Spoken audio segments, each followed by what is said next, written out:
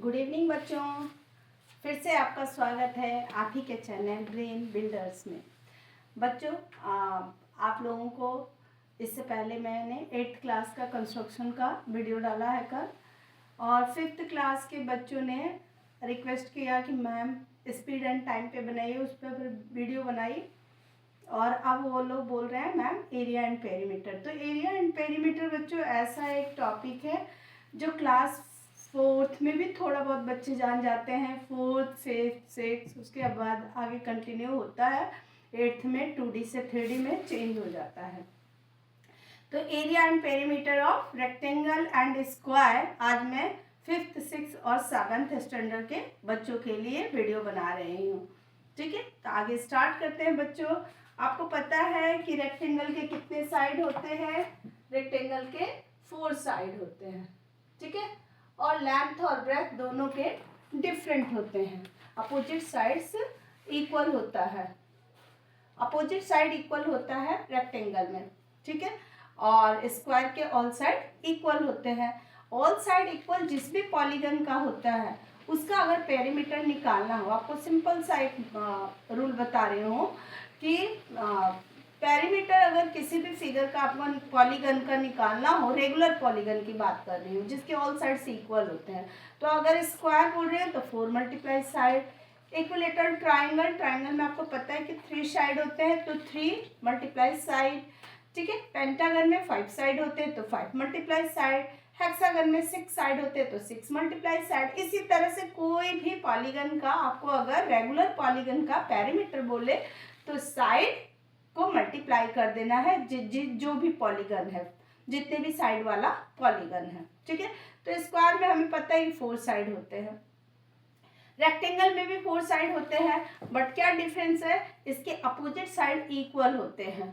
ठीक है, लेंथ अलग होता है और ब्रेथ अलग होता है। उसके लिए आप कॉपी का एक पेज ले सकते हो, अपने टेबल का जो टॉप है उसे ले सकते हो आप, है ना। सब आपके घर में जितने भी चीज़ें हैं रेक्टेंगुलर, उसका फ्रंट फेस जो होता है वो रेक्टेंगुलर शेप में होता है। ठीक है, जैसे एग्जांपल के तौर पे ये आपके पास भी डायरी होगी।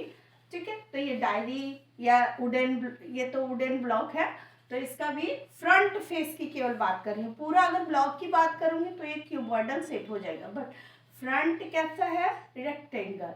तो इसी रेक्टेंगल का पेरीमीटर कैसे निकालेंगे और एरिया कैसे निकालेंगे ये बताना है आपको। ठीक है, तो स्टार्ट करते हैं। पेरीमीटर, सबसे पहले आप फॉर्मूला लिख लीजिए। Perimeter of rectangle equal to 2 into length plus breadth. ये हमारा हो गया। और जो भी यूनिट लगा देना है आपको, अगर क्वेश्चन में लेंथ और ब्रेथ मीटर में है तो रिजल्ट हम किस में लिखेंगे? मीटर में। अगर सेंटीमीटर है तो सेंटीमीटर में। ओके, यूनिट डिजिट लगता है इसमें, यूनिट जो होता है वो यूनिट में रहता है। अगर मीटर है तो मीटर, और एरिया की जब बात करेंगे तो मीटर स्क्वायर हो जाता है। ठीक है, तो अभी हम पेरीमीटर बताने जा रहे हैं। सपोज दैट इस रेक्टेंगल का लेंथ है 12 सेंटीमीटर। ठीक है, और ब्रेथ है 6 सेंटीमीटर। ठीक, तो इसका हम पेरीमीटर निकालने जा रहे हैं। 2 लेंथ कितना है हमारे पास? 12 प्लस ब्रेथ कितना है? 6।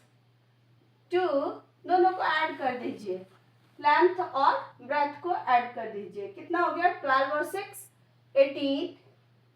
अब यहाँ पे 2 के पास यहाँ कोई भी साइन नहीं लगाई हूँ, इसका मतलब क्या है? मल्टीप्लिकेशन का साइन है। ओके, तो यहाँ पे 2 मल्टीप्लाई 18 मल्टीप्लाई कर दीजिए 36 सेंटीमीटर। हमें यूनिट क्या रखना है? सेंटीमीटर, सिंगल यूनिट रहेगा इसमें। अब इसी की एरिया की बात करें, इसी यूनिट की एरिया की बात करें, area of rectangle length into breadth. Length क्या आपके पास? 12 मल्टीप्लाई 6। 12 6 बताइए, और मैं ऑलरेडी आपको बता चुकी हूँ, आपको टेबल अगर नहीं याद है, 5th स्टैंडर्ड की बात कर रही हूँ, ऐसे तो हमें जो टेबल होता है उसको क्विकली अगर आपको याद रहेगा तो तुरंत सोल्यूशन कर लोगे। अगर नहीं भी याद रहेगा तो आपको क्या करना है, 2 से 9 तक का केवल टेबल आना चाहिए। तो हमें क्या करना है, मल्टीप्लाई कर दो 12 और 6 में, 6 2 12, 6 1 6 और 1 72। तो जो इस बच्चे को याद है कि 12 6 72 होगा वो तो तुरंत आंसर करेगा। जिससे नहीं याद है कोई बात नहीं, मल्टीप्लाई कर लेंगे, ठीक है। 12 6 72। और अब मैंने यूनिट की बात की है आपसे कि यूनिट क्या रखना है, centimetre multiply centimetre, that means square centimetre.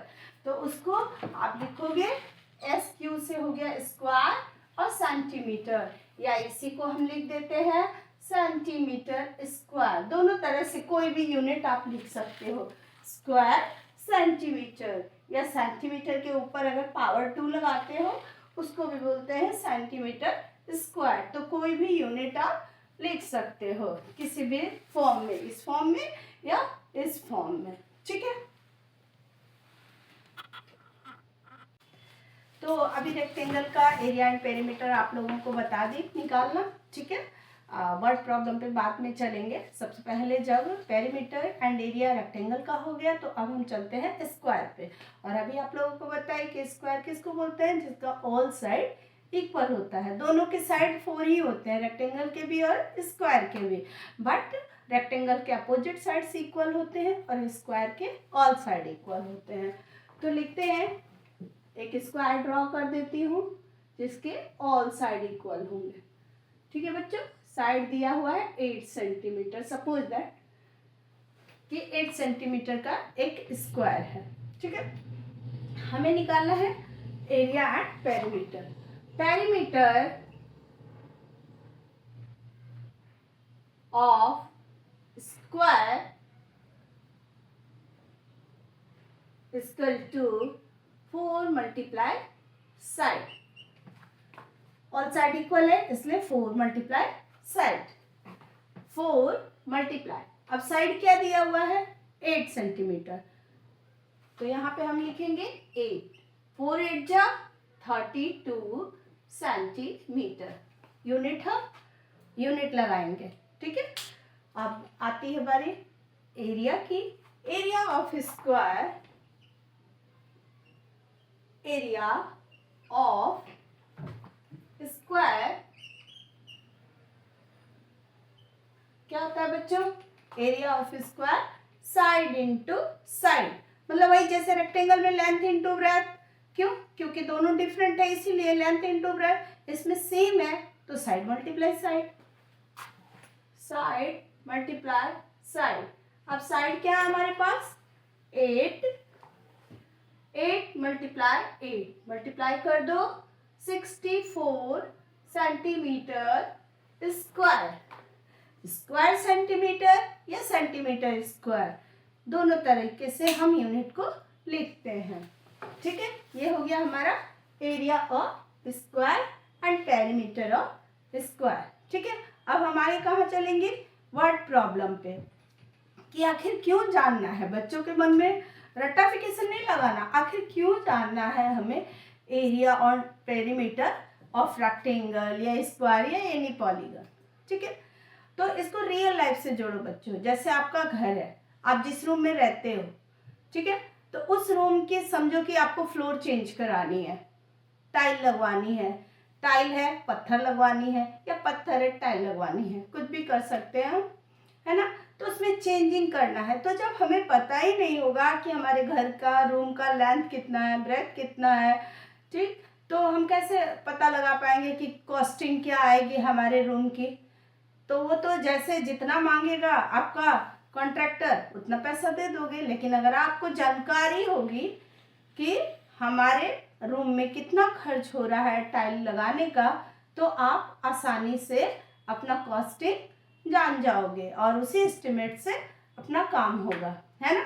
तो ये टॉपिक सबके लिए रियल लाइफ से रिलेटेड है और सबको जानकारी होनी चाहिए, ठीक। तो अब हम आगे कहाँ चलते हैं, वर्ड प्रॉब्लम पर। ठीक है, अब आपसे पूछा जा रहा है word problem. Suppose that question है आपके पास, क्वेश्चन अभी नहीं लिखी हूँ, क्वेश्चन लिख रही हूँ। क्वेश्चन है आपके पास कि आप पार्क जा रहे हो, ठीक है, और पार्क के आप 2 राउंड लगा रहे हो, और पार्क किस शेप में है? स्क्वायर शेप में है पार्क आपका। आपका पार्क किस शेप में है? स्क्वायर शेप में है। समझ लो 8 मीटर 18 मीटर, 8 मीटर तो बहुत छोटा हो जाएगा ना पार्क, 18 मीटर है, छोटा सा पार्क होगा।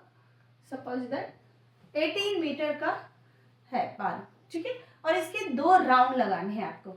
ये क्वेश्चन बुक में बहुत होता है। तो जब भी आपको राउंड की बात की जाए कि उसका चक्कर लगाने के लिए आपको पार्क में जब एक्सरसाइज करने जाते हो तो क्या करते हो? चारों तरफ रोड बने होते हैं और राउंड लगाते हैं हम। तो स्क्वायर जब है वो, इसका मतलब हमें पेरीमीटर निकालना है। क्वेश्चन में नहीं लिखा होता है वर्ड प्रॉब्लम में कि पेरीमीटर निकालोगे कि एरिया, आपको खुद समझ जाना है कि जहां भी आपको पार्क। बच्चों अब वर्ड प्रॉब्लम पे चलते हैं। अभी जैसे कि आप लोगों ने पेरीमीटर ऑफ स्क्वायर निकाला, उसी बेस पे ये क्वेश्चन है, आप अच्छे से देखिएगा, ठीक है।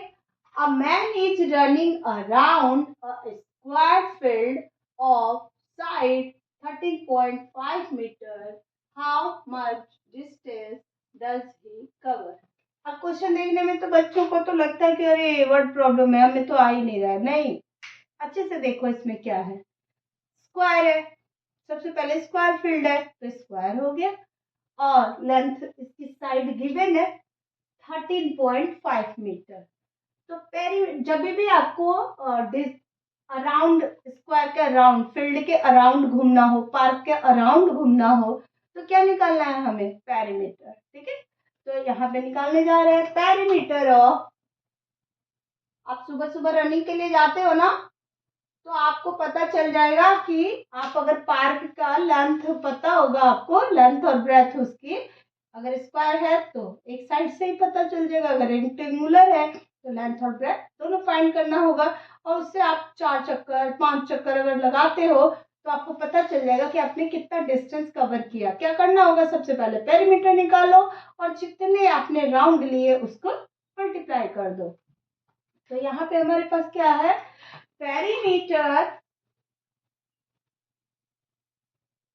पेरीमीटर ऑफ स्क्वायर फील्ड, क्योंकि फील्ड का शेप कैसा है हमारे पास? स्क्वायर, ठीक है, स्क्वायर फील्ड। यहाँ सोल्यूशन पहले, सबसे पहले सोल्यूशन लिखना होता है। यहाँ सोल्यूशन लिख दिए। पेरीमीटर ऑफ स्क्वायर फील्ड क्या होगा? 4 मल्टीप्लाई साइड, सिंपल सा हो गया, 4 मल्टीप्लाई साइड, 4 मल्टीप्लाई 13.5 मल्टीप्लाई कर दीजिए, 5 4 जा 20। आप अगर ऐसे लिख के मल्टीप्लाई करना चाहते हो ऐसे कर सकते हैं पीछे, 5 4 जा 20, 4 3 जा 12, 13 और 14, 2 कैरी है ना हमारे पास, फिर 4 1 जा 4 और 1 कैरी 5, ठीक है, 540 और 1 डिजिट के बाद डेसिमल है, यहाँ पे हम डेसिमल लगा दिए। क्या हो गया हमारे पास? 54 मीटर। आपने कितने, उस पार्क का पेरीमीटर कितना हुआ? मतलब एक राउंड आप लगा रहे हो तो 54 मीटर आपने डिस्टेंस कवर किया। अगर इसी क्वेश्चन में अगर लिखा होता कि राउंड कर लगाना, जो भी मतलब राउंड लगा रहा है उस पार्क का, आप मान लो लगा रहे हो, अगर 2 राउंड ले रहे हो, 4 राउंड ले रहे हो, 5 राउंड ले रहे हो, जितने राउंड ले रहे हो उसको हम इससे मल्टीप्लाई कर देंगे।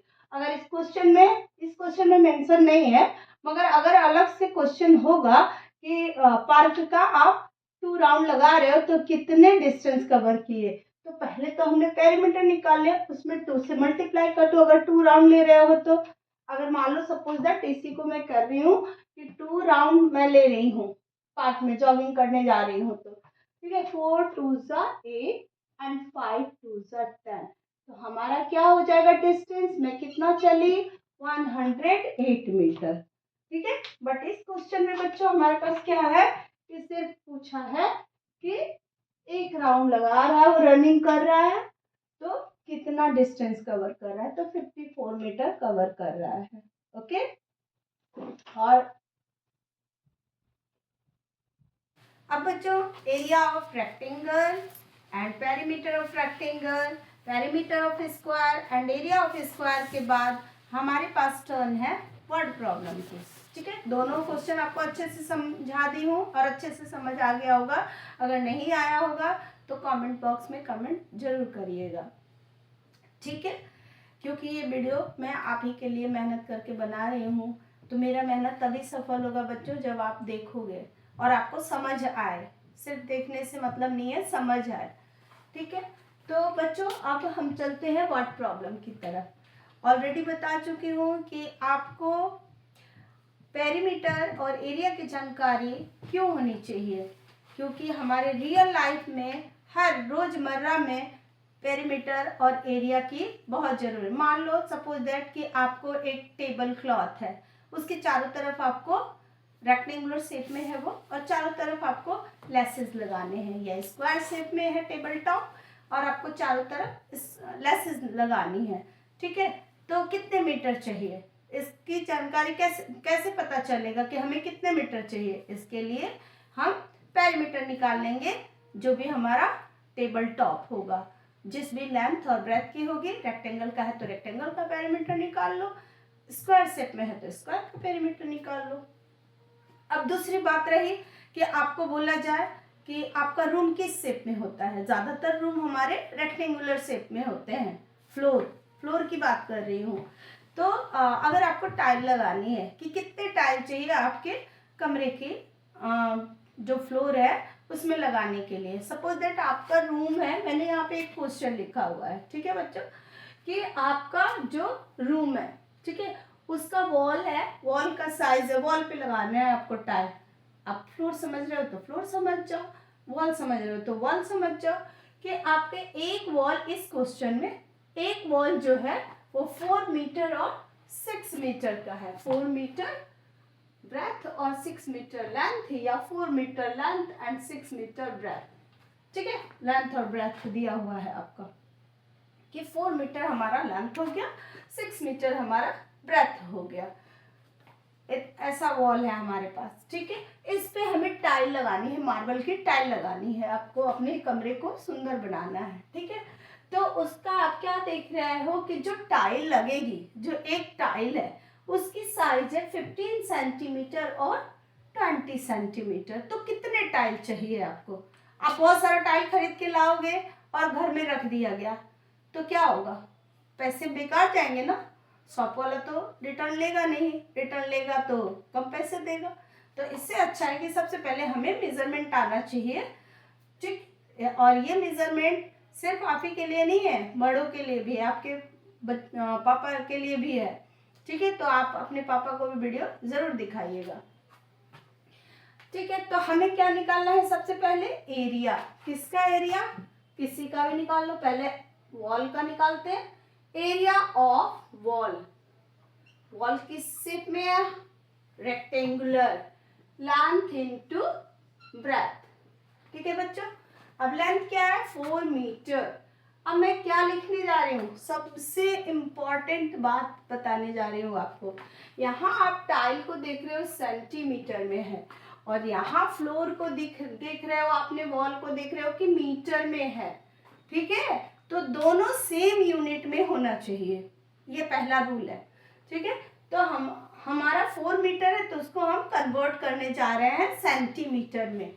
400 centimetre multiply 600 centimetre, 1 metre equal to 100 centimetre, 1 metre equal to 100 centimetre. ठीक है, इसीलिए हमने 4 मीटर को 400 लिखा और 6 मीटर को 600 लिखा। मल्टीप्लाई कर दीजिए, 6 4 जा 24 अब ये नहीं, बच्चों की ये आदत होती है कि मल्टीप्लाई जब करते हैं तो पूरा 600 लिखेंगे, पूरा 400 लिखेंगे और 0 0 बैठाएंगे, मल्टीप्लाई करेंगे, टाइम वेस्ट करेंगे। तो आपको क्या करना है, आपको डिजिट देखनी है। यहाँ पे आपको डिजिट क्या है, 4 और 6। तो 4 और 6 में मल्टीप्लाई कर दीजिए, 4 6 जा 24। उसके बाद कितने जीरो है उतने जीरो लगा दीजिए। अब यहाँ पे आप देख रहे हो 1 2 3 4, 4 0 यहाँ पुट कर देना है आपको, ठीक है। और क्या किस में यूनिट लिखेंगे, सेंटीमीटर स्क्वायर। अब मीटर स्क्वायर नहीं, कन्वर्ट हो चुका है। अब क्या लिखना है हमें, एरिया ऑफ टाइल्स।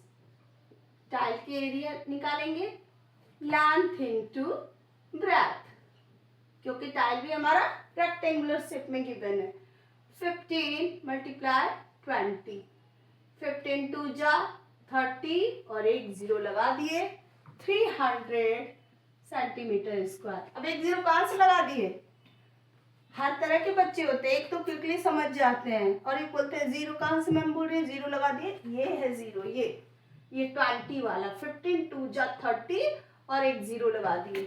तो हमारे पास क्या हो गया, 300 सेंटीमीटर स्क्वायर एरिया निकल गया एक टाइल का, ठीक है। अब नंबर ऑफ टाइल निकालना है तो क्या करना है, डिवाइड करना है एरिया ऑफ वॉल को और एरिया ऑफ टाइल को।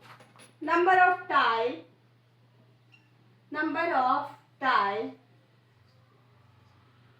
Equal to area of wall upon area of tile, one tile का, ठीक है बच्चों। अब एरिया ऑफ वॉल क्या है हमारे पास, 24 और 40, 1 10 100 1000 10,000 लाख है ना, 2,40,000 सेंटीमीटर स्क्वायर है अपॉन 300। अब क्या करना है आपको, कैंसिलेशन मतलब डिवाइड, 2 जीरो से 2 जीरो कैंसिल, 3 के टेबल से 3 8 जा 24 और 2 जीरो, टोटल हमारे पास क्या टाइल्स आ गया बच्चों, 800 टाइल्स आएगा। तो इतनी बड़ी दीवार जितनी बड़ी 4 मीटर और 6 मीटर का है उस पे लगेगा, ठीक है। तो ये हमारा वर्ड प्रॉब्लम हो गया रेक्टेंगल का। अब हम